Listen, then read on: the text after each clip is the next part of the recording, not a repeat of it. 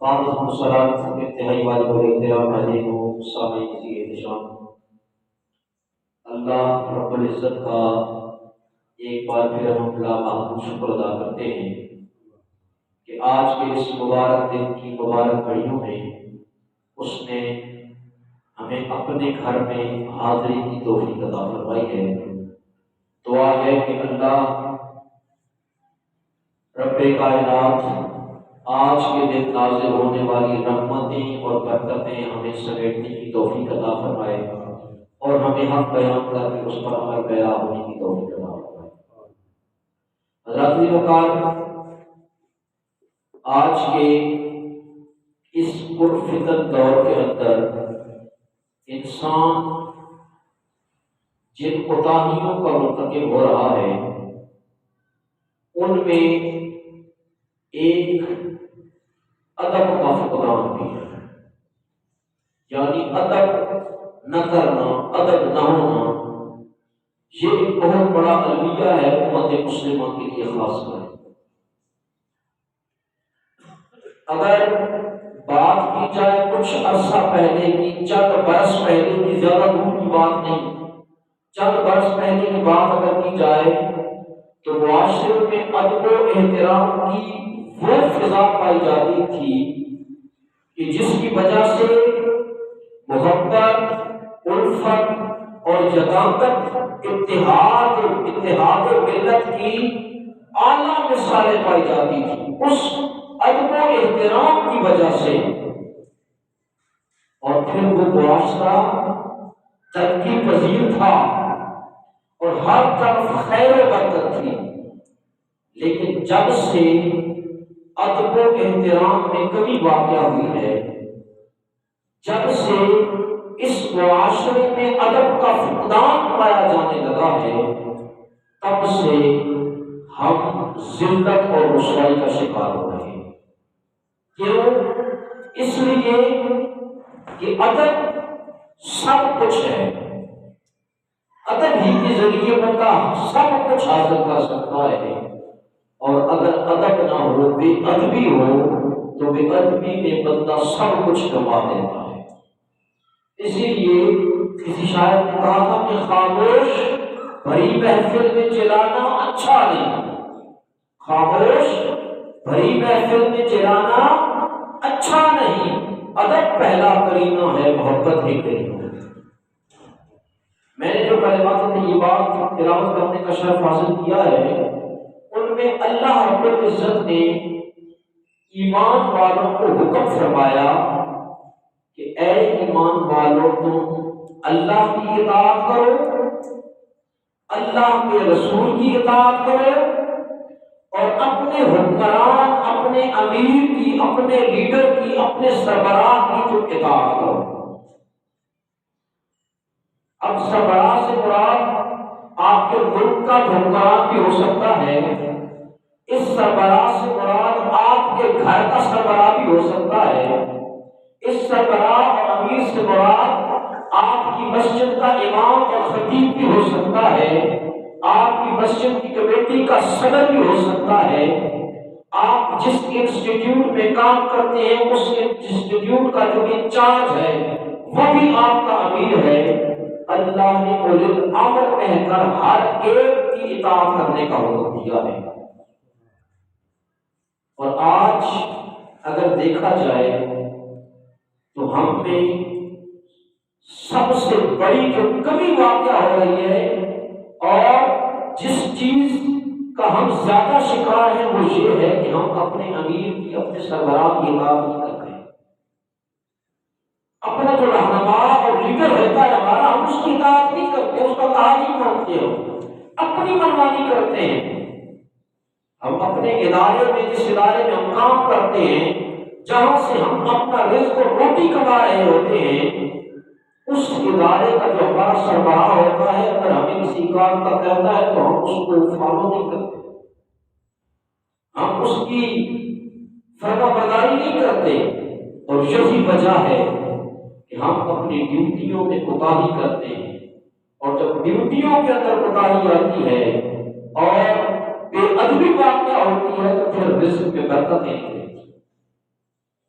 ہم ڈھونڈتے ہیں نا برکت، ہم تلاش کرتے ہیں برکت کو کہ برکت آئے رزق میں۔ پہلے ہم سنتے تھے کس سے کہ پہلے لوگ ان کے پاس ایک چھوٹا سا مٹکا ہوتا تھا اور وہ گندم کے آٹے سے یا دانوں سے انہوں نے بھرا ہوتا تھا، وہ خود بھی کھاتے تھے، اپنے محلے والوں کو بھی دیتے تھے، جو مانگنے والا آتا اسے بھی دیتے تھے، لیکن وہ چھوٹا سا مٹکا اس میں دانے ختم نہیں ہوتے تھے۔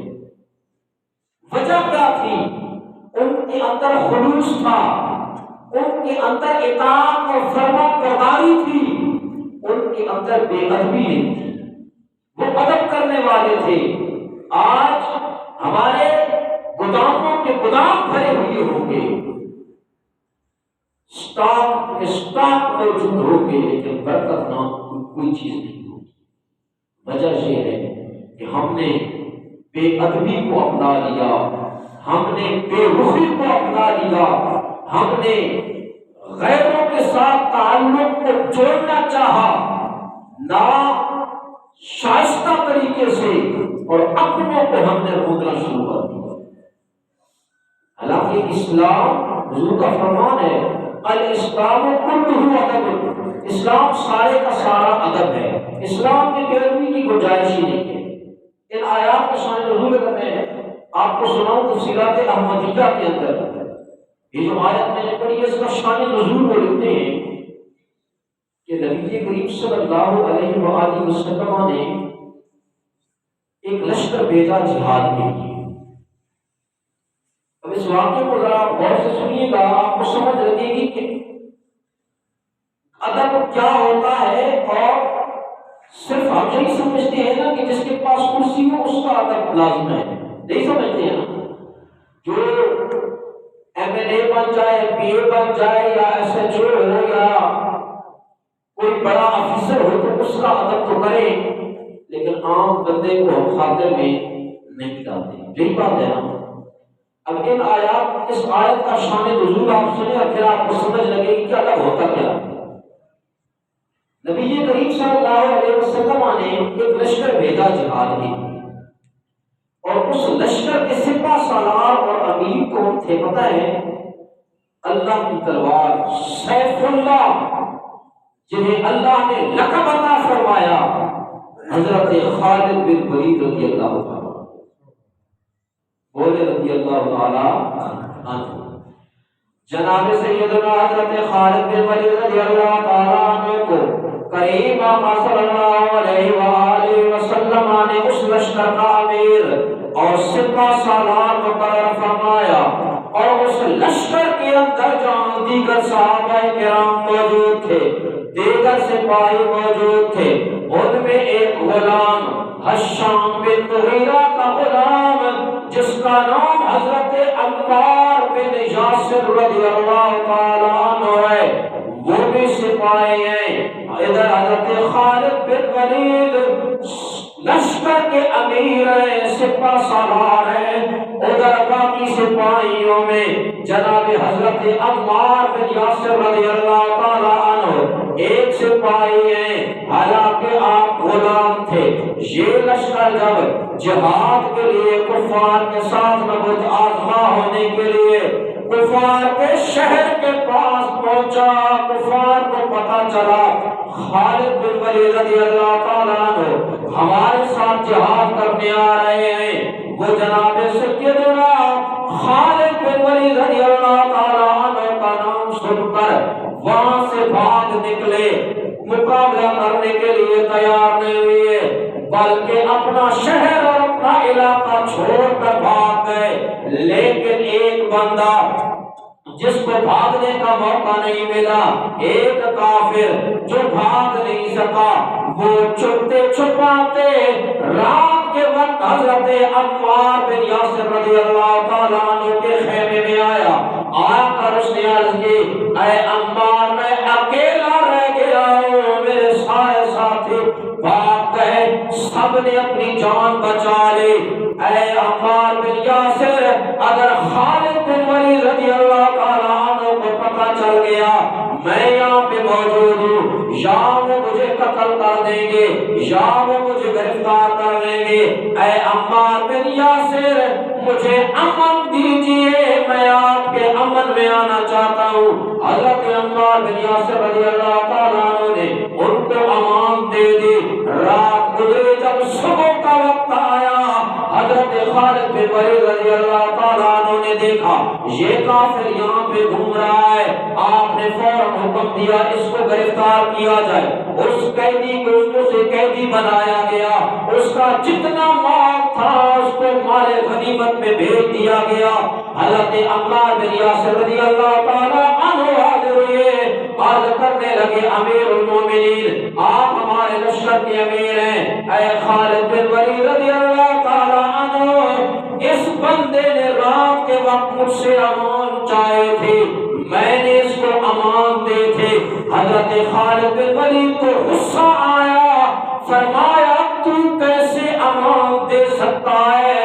لشکر کا امیر میں ہوں، سپہ سالار میں ہوں، اگر تو امان دینا چاہتا تھا پہلے مجھ سے تو مشورہ طلب کرتا، مجھ سے اجازت مانگتا، اگر میں اجازت دیتا پھر تو اس کو امان دیتا۔ لہذا حضرت خالد بن ولید رضی اللہ تعالیٰ عنہ نے حضرت عمار کی بات کو نہیں مانا بلکہ اسے قیدی بنا لیا گیا۔ جب یہ لشکر فتح و ظفر کے ساتھ مدینہ تک کے بعد پہنچا، سرکار دو عالم صلی اللہ علیہ وسلم کی بارگاہ میں، حضور علیہ الصلوۃ والسلام کی بارگاہ میں سارے صحابہ سارا لشکر حاضر ہوا۔ یا رسول اللہ ہم جب وہاں پہنچے سارے کفار بھاگ گئے تھے، لیکن یہ ایک بندہ بچا تھا جس کو عمار بن یاسر رضی اللہ تعالیٰ عنہ نے امیر کی اطاعت کے بغیر، امیر کی اجازت کے بغیر ہی امان دے دی تھی۔ یا رسول اللہ اب آپ بتائیے نا، ایک طرف ایک غلام نے اس قیدی کو اس کافر کو امان دے، دوسری طرف لشکر کے امیر نے اسے قیدی بنایا۔ یا رسول اللہ یہ معاملہ کیسے حل ہوگا؟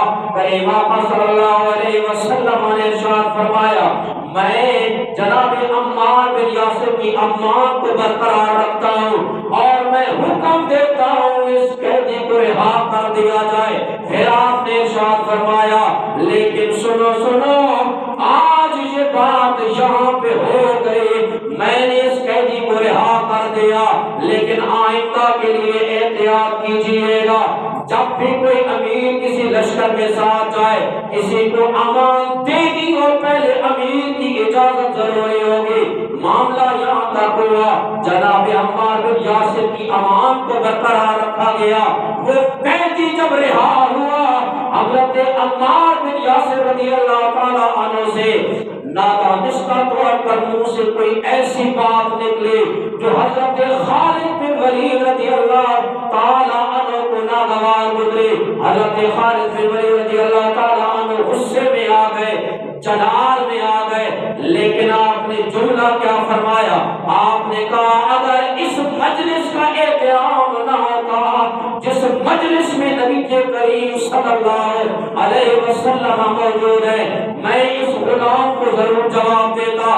جیسے خالد بن ولید رضی اللہ تعالی عنہ نے یہ جملہ کہا، آج ہر ایک کے لیے یہ دعوت فکر ہے ہم اپنے نوکروں کے ساتھ کتنا بدتمیزی کے ساتھ پیش آتے ہیں، اپنے گھر میں مزدوروں کے ساتھ کتنی بدتمیزی کرتے ہیں، ہم نوکر چاکر کے علاوہ اپنے گھر کے محلے داروں کے ساتھ کتنی بدتمیزی کرتے ہیں۔ بلکہ میں یہی کہوں گا کہ اتنے ہم گر چکے ہیں اپنے مسجد کے امام کو بھی نہیں بخشتے، ہم ان کو بھی کتنی کتنی باتیں سنا جاتے ہیں۔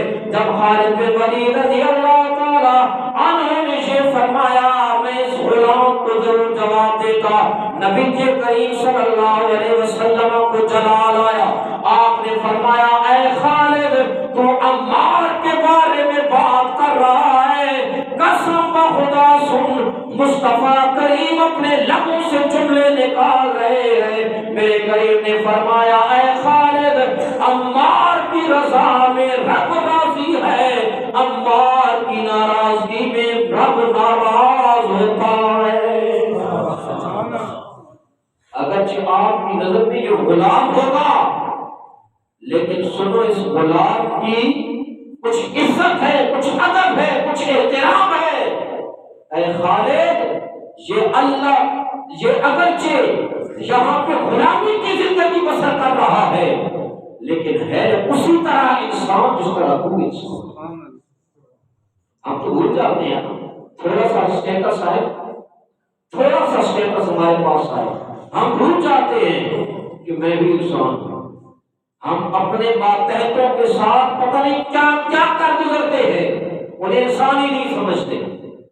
جیسی یہ بات حضور صلی اللہ علیہ وسلم نے ارشاد فرمائی، وہ صحابہ تھے، حضرت خالد بن ولید رضی اللہ تعالیٰ عنہ فوراً حضرت عمار بن یاسر رضی اللہ تعالیٰ عنہ کے پاس آئے اور عرض کی، ہاتھ جوڑ کر عرض کیا، اے عمار مجھے معاف کر دو، مجھے پتہ نہیں، اجرت میں میری زبان سے یہ الفاظ نکل گئے، مجھے معاف کر دو۔ حضرت عمار بن یاسر نے فوراً معاف کیا۔ تو اس وقت یہ کلمات طیبات حضرت جبریل امین لے کر کریم آقا کے پاس آئے۔ کیا فرمایا اللہ تعالیٰ نے؟ اے محبوب کریم، اللہ تعالیٰ ارشاد فرما رہا ہے، یا ایھا الذین آمنوا اطیعوا اللہ واطیعوا الرسول واولی الامر منکم۔ اے نبی کریم صلی اللہ علیہ وسلم، اپنے ان صحابہ کو یہ پیغام سنا دو کہ اللہ فرما رہا ہے، ایمان والو تم اللہ کی بھی اطاعت کیا کرو، اس کے رسول کی بھی اطاعت کیا کرو، اور جو تمہارا امیر اور حکمران ہو اس کی بھی اطاعت کیا کرو۔ ہاں میرے بھائی، یہ ادب کا مقام جناب نبی کریم صلی اللہ علیہ وسلم نے ہمیں سکھایا، بلکہ اللہ کریم نے قرآن مجید کے اندر ارشاد فرمایا، وَمَن يُعَظِّمْ شَعَائِرَ اللَّهِ فَإِنَّهَا مِن تَقْوَى الْقُلُوبِ۔ جو بندہ اللہ کی نشانیوں کی تعظیم کرتا ہے، اللہ کی نشانیوں کا ادب و احترام کرتا ہے، وہی بندہ، اسی بندے کا دل تقوی والا ہے، اسی بندے کا دل پرہیزگاری والا ہے۔ میرے بھائیو، مجھ سمیت ہم سب نے سوچنا ہے، ہم کتنا ادب و احترام کرتے ہیں اللہ کی نشانیوں کا۔ اللہ کی نشانیاں ہیں کیا چیز؟ اللہ کی نشانی، اگر وہ رسول ہے تو اللہ کی نشانی ہے، فرشتے ہیں تو اللہ کی نشانی ہے، کتابیں ہیں اللہ تعالیٰ کے، اللہ کا کلام ہے تو وہ اللہ کی نشانی ہے۔ بلکہ ساری کائنات پہ اگر نظر دوڑائی جائے، ہر چیز، ہر ذرہ اللہ کی نشانی ہے۔ لیکن میرے بھائی، ہم ہر چیز کا ادب نہیں کرتے، یہاں تک کہ ہم نے تو اپنے ماں باپ کو بھی پسے پشت ڈال دیا، اپنے رشتہ داروں کو بھی پسے پشت ڈال دیا، اپنے اساتذہ کے ادب کو بھی بھول گئے۔ ہم پتہ نہیں کس دور کے اندر جا رہے ہیں، یہ ماڈرن دور ہمیں کس طرف لے کے جا رہا ہے۔ حالانکہ یہ بات روز روشن کی طرح واضح ہے، جو بندہ ادب کرتا ہے وہ سب کچھ حاصل کر لیتا ہے، لیکن جو بندہ بے ادبی کرتا ہے سب کچھ ہونے کے باوجود اس کے پاس کچھ نہیں ہوتا۔ اسی لیے تو کسی نے کہا تھا، با ادب با نصیب، بے ادب بے نصیب۔ بلکہ اگر میں مثال دوں بے ادبی کی تو ذرا دیکھیے نا شیطان کو، یہ فرشتوں کا سردار، فرشتوں کا معلم، جو فرشتوں کو سکھاتا تھا، آداب مقرب الہی تھا، لیکن ایک آدم کی بے ادبی کرنے کی وجہ سے اللہ تعالیٰ نے اسے رامدہ درگاہ کر دیا، اور اس کی ساری زندگی کی عبادت بھی ختم ہو گئی، اسے ہمیشہ ہمیشہ کے لیے جہنمی قرار دے دیا گیا۔ میرے بھائیو، اگر شیطان کے ساتھ یہ معاملہ ہو سکتا ہے جو مقرب الہی تھا، تو پھر ذرا سنو نا ہمارا کیا حال ہوگا۔ ہم بھی تو ذرا غور کریں نا، ہم کتنا ادب کرتے ہیں اللہ کے رسولوں کا، ہم کتنا ادب کرتے ہیں قرآن مجید فرقان حمید کا، ہم کتنا ادب کرتے ہیں اللہ کی نشانیوں کا۔ میرے بھائیو، آج جاؤ تو ذرا سوچنا، کہیں ہم بھی اس شیطان کی روش میں تو نہیں چل رہے؟ اگر ہم چاہتے ہیں کہ دنیا میں بھی کامیاب ہو جائیں، آخرت میں بھی کامیاب ہو جائیں، تو ادب ہمیں لازمی کرنا ہوگا۔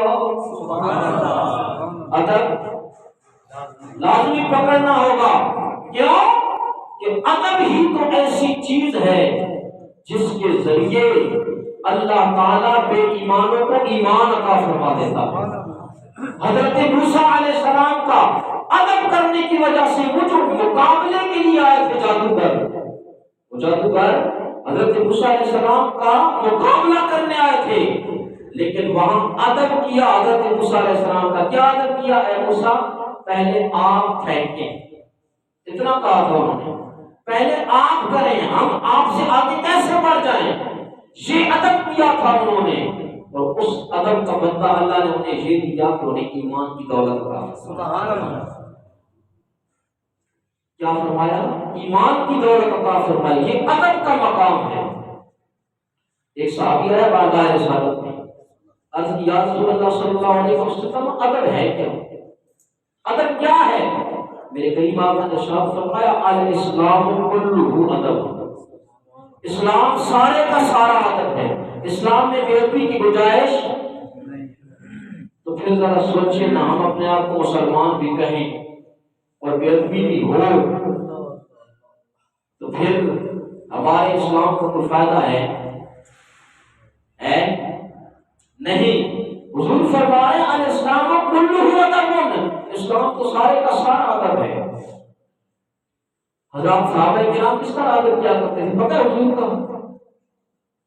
حضرت اسامہ بن شریح رضی اللہ تعالیٰ عنہ فرماتے ہیں اتیت نبی صلی اللہ علیہ وسلم، ہمیں حضور کی بارگاہ میں آیا، وَأَصْحَابُهُ حَوْلَهُ، حضور بیٹھے ہیں، صحابہ کرام اس طرح گول دائرے میں حضور کے ارد گرد بیٹھے ہوئے ہیں، حضور کے ارد گرد بیٹھے ہیں۔ کیسے بیٹھے ہیں؟ کہتے ہیں کانما علی رؤوسہم الطیور، کہتے ہیں اس طرح بیٹھے ہوئے سر جھکا کر جیسے گویا ان کے سروں کے اوپر پرندے بیٹھے ہوئے ہیں۔ ادب کا یہ مقام ہے۔ حضرت انس رضی اللہ تعالیٰ عنہ ارشاد فرماتے ہیں، کہتے ہیں لقد رأیت رسول اللہ صلی اللہ علیہ وسلم والحلاق یخلقہ، کہتے ہیں میں نے حضور کو اس حال میں دیکھا کہ ایک حجام، بال تراشنے والا حجام حضور کے بال مبارک بنا رہا تھا، سنوار رہا تھا، زلفیں سنوار رہا تھا، سبحان اللہ، زلفیں سنوار رہا تھا۔ تو کہتے ہیں میں نے اس حالت میں دیکھا نا، وَأَطَافَ بِهِ أَصْحَابُهُ، حضور کے صحابہ حضور کے ارد گرد کیوں گھوم رہے ہیں؟ حجام بال تراش رہا ہے اور صحابہ حضور کے ارد گرد کیوں کیا کر رہے ہیں؟ گھوم رہے ہیں۔ کیوں گھوم رہے ہیں؟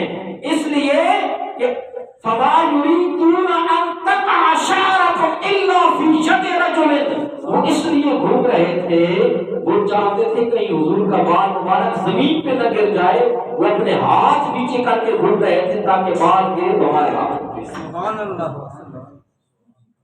بال گرے تو کس پہ آئے؟ ہمارے ہاتھوں پہ آئے۔ سے ایک فارسی کا شاعر کہتا ہے کہ کارکم از عقل سوالے کی بگو ایمان چیست، عقل در گوش دلم گفت کے ایمان ادباش۔ ایک شاعر فارسی والا کہتا ہے میں نے جناب والا عقل سے سوال کیا، بتانا ایمان کیا چیز ہے۔ عقل نے میرے دل کے کان کے اندر کہا اے بندے تو ایمان تلاش کر رہا ہے، سن ایمان تو ادب کا نام ہے۔ ایمان تو ہے ہی ادب، بلکہ کریم آقا علیہ السلام کے غلاموں، ایک اور فارسی کا شاعر کہتا ہے کہ ادب تاجیز از فضل الہی، کہتے ہیں کہ ادب یہ اللہ تعالیٰ کے فضل کا وہ تاج ہے جو تاج سر پہ پہنتے ہیں۔ ادب اللہ تعالیٰ کے فضل کا وہ تاج ہے، بنا بر سر برو ہر جا کے خواہی، یہ تاج اپنے سر پہ رکھ لو، دنیا تمہارے قدموں میں آ جائے گی۔ تو دنیا میں ہر حال میں کامیاب رہو گے۔ آج ہماری ناکامی کی وجہ صرف ادب کا نہ ہونا ہے۔ حضرت سراج الامہ جناب سیدنا حضرت امام ابو حنیفہ رضی اللہ تعالیٰ اپنے بچوں کو، شاگردوں کو پڑھا رہے تھے باغ کے قریب۔ ذرا اور سے سنیے گا، باغ کے قریب ہم جناب سیدنا امام ابو حنیفہ رضی اللہ تعالیٰ کی فقہ کو ماننے والے، ان پر عمل کر پیرا ہونے والے ہیں، اسی لیے حنفی کہلاتے ہیں۔ آپ بچوں کو پڑھا رہے ہیں باغ کے قریب بیٹھ کر۔ باغ کے اندر کچھ بچے کھیل رہے تھے، وہ کھیل رہے تھے تو ان کی گیند کہیں آئی نا، لڑکتے لڑکتے ان کے پاس آ گئی، قریب آ کر بال رکی تو وہ بچے گیند ڈھونڈتے ڈھونڈتے وہاں پر ایک بچہ آیا، اس نے گیند اٹھائی۔ جب وہ گیند اٹھانے کے لیے آیا تو اس طرح پڑھا رہے تھے، جیسے وہ بچہ آیا حضرت امام ابو حنیفہ رضی اللہ تعالیٰ عنہ کی جگہ پہ کھڑے ہو گئے۔ جب کھڑے ہوئے کاغذات اٹھائے ہوئے تھے، جب پڑھا رہے تھے وہ کاغذات بکھر گئے۔ آپ جب وہ چلا گیا بچہ، آپ بیٹھے، آپ نے پھر کاغذ سنبھالے، بچوں کو پھر پڑھانا شروع کیا۔ دوسری مرتبہ پھر گیند آئی، وہ بچہ پھر آیا، پھر آپ یوں ہی کھڑے ہوئے، پھر آپ کے کاغذات بکھرے، پھر جب وہ چلا گیا پھر کاغذات کو سمیٹا۔ تیسری بار جب وہ بچہ پھر آیا، پھر جب کھڑے ہوئے وہ چلا گیا نا، تو حضرت امام ابو یوسف رضی اللہ تعالیٰ عنہ آپ کے شاگرد تھے نا امام حنیفہ جی، وہ کہنے لگے استاد جی یہ کیا بات ہے، وہ بچہ ہے کھیل رہا ہے، اس کی بال بار بار آئے گی، آپ بار بار کھڑے ہوں گے، ہمیں یہ مناسب نہیں لگ رہا، حضور ایسا مت کیجیے۔ حضرت امام ابو حنیفہ رضی اللہ تعالیٰ عنہ کا جملہ دلوں پہ لکھنے والا جملہ ہے کہ امام ابو حنیفہ رضی اللہ تعالیٰ عنہ نے فرمایا کہ اے میرے شاگردوں کو میں ناگوار گزرتا ہے تو گزرتا رہے، اگر یہ بچہ 100 بار بھی یہاں پہ آیا تو ابو حنیفہ 100 بار اس کے استعمال میں کھڑا ہوگا، کیونکہ یہ بچہ کوئی عام بچہ نہیں ہے، یہ بچہ میرے استاد کا پوتا ہے۔ سبحان اللہ، استاد کا پوتا ہے۔ سبحان اللہ۔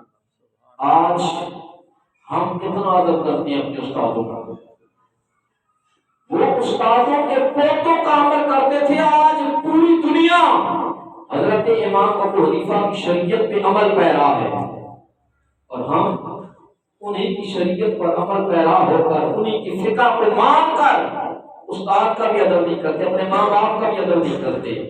دعا ہے کہ اللہ تعالیٰ ہمیں اپنے اساتذہ، اپنے ماں باپ اور اللہ تعالیٰ کی ہر نشانی، ہر بندے کی کا ادب